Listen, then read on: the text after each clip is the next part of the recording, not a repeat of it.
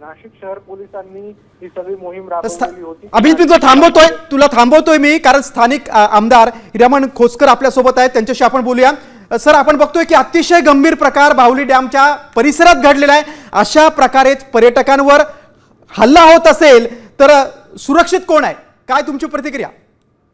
असं तर चुकीचं आहे।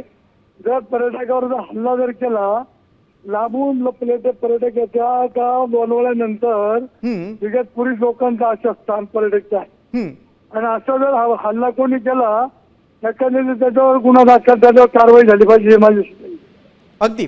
आता पोलीस तपास करतीलच, मात्र अशा प्रकारे एका पर्यटनासाठी आलेल्या कुटुंबावर हल्ला होतो, स्थानिक टवाळखोर हल्ला करतात। यापूर्वी देखील या परिसरामध्ये असे प्रकार झाल्याचं ऐकवतोय। चुकीचं। ओके, तुम्ही पोलिसांकडे काय मागणी केली का? तुमचं पोलिसांशी काय बोलणं झालं? मला माहित नव्हतं, मी पंढरपूरला होतो, मी आजच आलेलो आहे।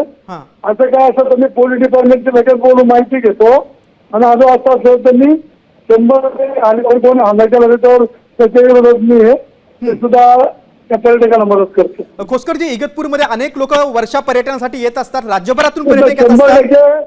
साहेब, लोणावळ्यानंतर सगळ्या महाराष्ट्राचं पाहण्याचं आश्रयस्थान हे इगतपुरी, आणि तिथं जर हा पर्यटकावर काय हल्ला होता होता असेल तर 100% मी त्या पर्यटकाच्या बाजूने, ज्यांनी कोणी हल्ला केला असेल तर त्यांच्या विरोधात मी सुद्धा शासनाकडे त्यांनी निवेदन देणार। खोसकरजी, तुम्ही सविस्तरपणे साम टीव्हीशी संवाद साधला, त्याबद्दल धन्यवाद। आपण बघतोय की इगतपूरचे स्थानिक आमदार हिरामण खोसकर यांनी सांगितलेले की स्वतः मी पोलिसांशी बोलीन, आणि हल्ल्याचा त्यांनी निषेध देखील केलेला आहे। मात्र इगतपुरीमध्ये अशा प्रकारे भागवत कुटुंबावर जो हल्ला झाला आहे त्यामुळे पर्यटकांमध्ये देखील भीतीचं वातावरण आहे। नाशिक जिल्हा म्हणजे कायद्याचा बालेकिल्ला असं अगदी गर्वानं म्हटलं जातं, मात्र इगतपुरीतला हा प्रकार मात्र अत्यंत संतापजनक आहे।